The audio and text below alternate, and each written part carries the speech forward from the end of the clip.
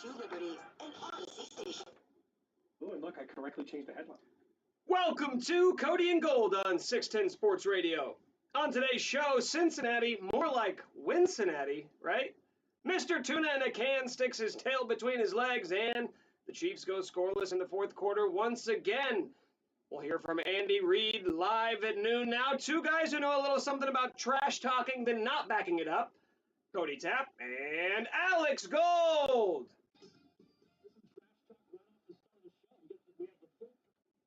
Do something about it. I'll kick your ass. 10 a.m. on a Monday. Wow. Kind of escalated it a bit there, don't you think? Come back. That's the first words uttered from Cody after we gone for a week.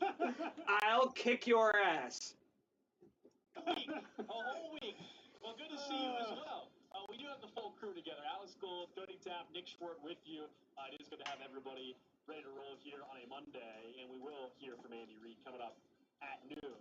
I don't know what you did for a full week. I have no idea yet. I was sick. Your eyes don't look pink or anything. That definitely occurred. They look normal. Turns out pink eye is gone very quick. The other illness in my house, much longer. Other illness? Which illness?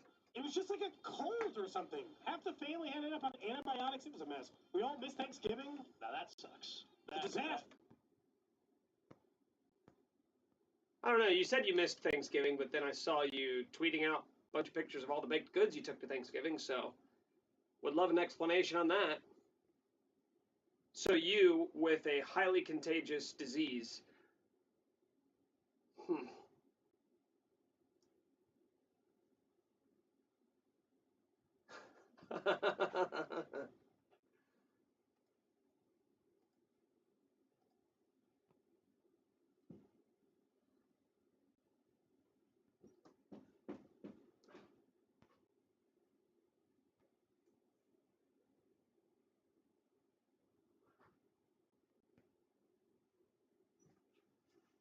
By 913-586-7610. It's actually working today. On Friday, we unfortunately did not As is the video stream, so we're just like fully operational again. I mean, we are ready to go. We are, and of course, we are going to talk plenty throughout the show today about Cincinnati, who flat out, look, I didn't want to say it. Nobody likes it. It's not fun seeing the other team get to have all the trash talk coming right back in your direction. But the Bengals can say whatever the hell they want because they are 3-0 against you, including that AFC title game, as we know, last year, now yesterday, in the week where the Chiefs were trash talking for the first time, really. We know Andy Reid wasn't a huge fan of that, and this is kind of why you're not a huge fan of it, because it also sucks when you end up losing. The Bengals right now are the Chiefs' kryptonite. I gave the comparison to Lamar Jackson's comments back in 2020 when he was asked about from a reporter, like, why do you guys really struggle? What do you think it is against Kansas City? He's like, you mean our kryptonite? And everybody kind of laughed, and we played the audio of it, and it was true until last year when Baltimore beat Kansas City on Sunday Night Football. The Chiefs are in that same spot. Joe Burrow and Cincinnati are the kryptonite right now for Kansas City. No other team has been in this spot against Patrick Mahomes. 3 3-point losses, 5 losses in the last year for Kansas City. 3 of them are to the Cincinnati Bengals, man. They own them. Like, for all that, because the trash talk sucks. We can talk about that in a minute because the defense did not in any way back it up. But Cincinnati has their number. And I think the scariest part for me is they're beating them in different games. They don't all look the same. In one of the games, it's just Jamar Chase is better than the world. So Jamar Chase is just going to destroy us. They were down 10 points in both those games. Came from behind. The Chiefs didn't have the playmakers in the secondary to slow down Cincinnati. And then in this one, the Chiefs were the team that was down 10. They made the comeback, and they still blew it. Like, it's the same thing. So, like, the game is different, but the result is the same, which is leading to, once again, them losing to Cincinnati. There's nothing more to say about it. It is hard to go into, if you go into a playoff game right now, it would be hard for me to go into a playoff game between the Chiefs and Cincinnati and say confidently that they're beating Cincinnati, a team that they simply don't beat. Like, you have to, in reasonable stances, if you're a national media person, I understand in Kansas City, you're going to expect a lot of different things. But if you're reasonably headed, you'd be like, hey, who's going to win a game in the playoffs between Cincinnati and Kansas City? How can you say Kansas City right now? They like surpassed the Bills of the team I want to see the less in the playoffs because of this. That's absurd. Bills have been the more talented team over the course of that time. And I would rather see Buffalo in Buffalo than see Cincinnati on either field. Well, yeah. I'm sick of seeing them. They keep beating Kansas City. Well, because you've seen Patrick Mahomes and the Chiefs beat Buffalo in the biggest games. You've seen them beat them in a divisional round game. Yeah, the regular season games, if you're going to really expand it out, I mentioned the 5 losses in the last year, and 3 of them being to Cincinnati. Of course, the other one that you can factor in is that Buffalo Bills team. But it is weird how quickly things have shifted. And this was always going to be the outcome if Kansas City would lose to Cincy on Sunday. This was always going to be how you would have to look at Cincinnati. It's kind of the springboard for Cincy, because last year they beat Kansas City in the regular season, and that's when people started to take Cincinnati much more seriously. When they were playing their best, right? But people took them seriously once they beat Kansas City. They were like, okay, all right, well, they can beat Kansas City. That was the first time they beat Kansas City. Then come playoff time, it was the AFC title game, and it was like, well, they're not going to be able to do that at Arrowhead, though. That's not going to happen. Of course, they beat the Chiefs at Arrowhead. Now this go around, it was like, well, if they win and they're 3-0, then what can you say? You're going to buy into Cincinnati again, and here we sit on a Monday, and I know they're tied there with Baltimore, although Lamar's hurt, so they still haven't won that division on either side. They're going to have to win some more games. If Lamar misses 3 weeks, it sure feels like they're going to win it. And Cincy still has Buffalo on the schedule, so we'll see. There's a lot of time left there, but you're right. Right now, if you're picking a team you don't want to see in the playoffs, it's far and away Cincinnati. It's funny, like, other teams have kicked their ass. Like, Tennessee's beating them up. Buffalo's beating them down. Right? Other teams have, like, really taken it to them. Like, beaten them handily. Proven they could bury them in a regular season. But Cincinnati's games are never like that. They're always down to the bitter end. And it's always seemingly the same spot they were in this game, which is, can you get one stop? Can you do one thing? It's like 3rd and 15, and we send the all-out blitz because we're trying to keep them out of field goal range, and Jamar Chase catches it. Or it's 3rd and 11 after Cincinnati made a mistake and gave you a freebie sack for George Karlaftis. Just gift wrap one for him. And you still can't stop. And look, stopping that play was tough because Joe Burrow made, and that's what this comes down to. Joe Burrow has it. Like, I know we joke about that, and we can talk about how talented Justin Herbert is. To me, right now, Justin Herbert doesn't have it. He doesn't have that just like, it's the end of the game, and I'm going to kill you. Because we know Mahomes has it. We've seen it multiple times. Hell, even in this game, because that's another thing Cincinnati ruined, is he ruined Grim Reaper. Now he ruined the Air Mahomes play because they lost both of those games. Right. And that was an awesome play. And we don't get to talk about it as much because they lost both of those games, both to Cincinnati, because of those moments. Because, damn it, Cincinnati, I'm mad at you. We're ruining Grim Reaper the next day. Or the next week. Yeah, no, they're a pain in the ass. They're an absolute. They're Tennessee, I guess we could call the pain in the ass, and the Chiefs still beat them. Cincinnati is more than that. Again, I'll keep using the Ravens word that they use for the Chiefs. They are the Chiefs' kryptonite, and I see already on the text line some people are saying, well, I want Buffalo. I want Cincinnati. I mean, we need to end this. Man, this is like when it was back in the Patriots. Don't wish for bad things. You don't. Like, you want Tennessee and the Jets. Does it make it sweeter if you beat them in the playoffs? Sure, you'll appreciate that. You won't care about what happened yesterday if you're the Chiefs and you beat Cincy in the playoffs. I'm with you there.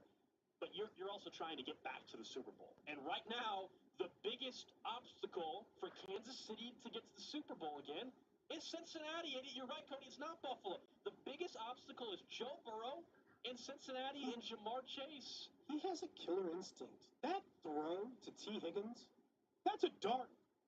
I mean, pressure was bearing down. They were getting to Joe Burrow on that play. He threw it in 2.5 seconds with a half a yard of separation, and he drilled the guy, man. It was a perfect throw. Like, he has that in those games. And what's funny is, and like, we've seen Josh Allen show some of that because it's not like he didn't do that in that game against Kansas City, right? He just kept scoring. Mahomes just kept scoring with him. They were doing it back and forth together. But it seems like for whatever reason in these games between each other, this is the only quarterback this happens to. In the biggest moments in these games, consistently against Burrow, Burrow has the moment, Mahomes doesn't. Now, Mahomes never got his chance. He threw it to Kelsey, they fumbled, and then they never saw the football ever again. Right? They just didn't get it back. They just never got their chance again to do it. So it's not like Mahomes had his chance, and it's not like he made that mistake. But Burrow keeps making those plays. They're a thorn in the side. They're whatever you want to say. We got to show up here again on a Monday, and I'm not definitively, I'm not going to come here and say, hey, Cincinnati a better team than the Chiefs. No, I don't think so. But will they beat the Chiefs again in a playoff game? Maybe. because they consistently do. Yeah, I mean, the thing with Cincinnati, we're talking about Joe Burrow, but also look at their defense. Kansas City scored 24 points, the same score as the AFC title game, 27-24. Yeah. Weird how that all worked out in the same fashion. And that they're all 3-point games. All three are 3-point games, but Travis Kelce in each of these games, they've been able to limit him. It's kind of, I mean, if you take a look at it, they're one of the few teams we've talked about Travis Kelce being unguardable, which he has been for 99.9% of this season. But not just yesterday, you go back to even the AFC title, they have been able to limit Travis Kelce, who, of course, is the most dangerous weapon on the football field for Kansas City, other than Patrick Mahomes himself. And they have been able to force other guys to have to make plays. And there was also that moment as well where they were not able to do so. The Chiefs offensively have scored 6 points in the fourth quarter versus Cincinnati. Now, the third quarter, Chiefs blew it up. Looked like they were going to actually find a way to win this game. We can get into what happened after that a little bit later on this hour. But 6 points in the fourth quarter against Cincinnati. They've been able to buckle down in the crucial moments, and the Chiefs have. Cincinnati's defense has gotten those stops in the fourth quarter. The Chiefs defense this year has, just not against Cincinnati. And that's the thing. They cannot sack Joe Burrow. It is mind-boggling because so last year it was, well, they can't sack anybody, right? And that was the Chiefs can't sack anybody. This year they've been able to sack teams, right? They I think going in, Cody, they're what, 6th or 7th or so. The Chiefs were in the league in terms of getting sacks. They are incapable of sacking a quarterback by the name of Joe Burrow. It's not possible for them. It's the only team that has struggled to do this for Joe Burrow. Need I remind you, despite overhauling the offensive line all offseason, I should say, for Cincy, they still are not a good offensive line. Fifth in sacks allowed. Plenty of teams, yeah, 5th in sacks allowed. Plenty of teams have gotten to Joe Burrow. Kansas City cannot. It was actually worse than the AFC title game.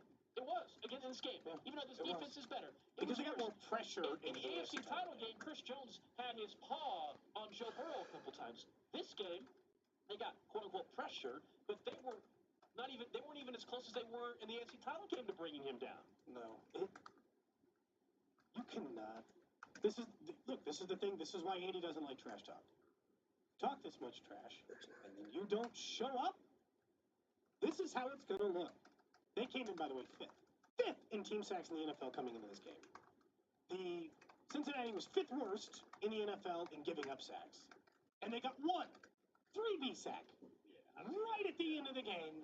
And that didn't even stop them from still getting the 3rd and 11 on a play where you finally got pressure, but Joe Burrow made a great throw.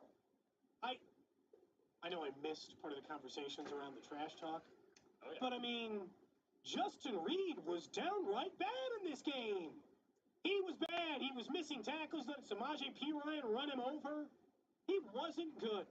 He was bad in this football game. Nick Bolton is a sure tackle. He made a tackle on a 3rd and 5 play. The problem was he made the tackle, but he let the guy slip away just enough to get the first down. They missed 700 tackles in this game. Like, you can't talk that much trash and then do it. Because then what happens is Jamar Chase is allowed to send a gif out of him dancing, saying, tune in a can again. Still not totally sure what that means. But still saying... Yeah, that was our mystery on Friday. There was a lot of theories. We heard quite a few. We thought maybe he simply just thinks that he stinks. Oh, because tune in a can would stink. Or that it's like easy, like it's an easy meal. Like just open the can and eat it. What's your theory?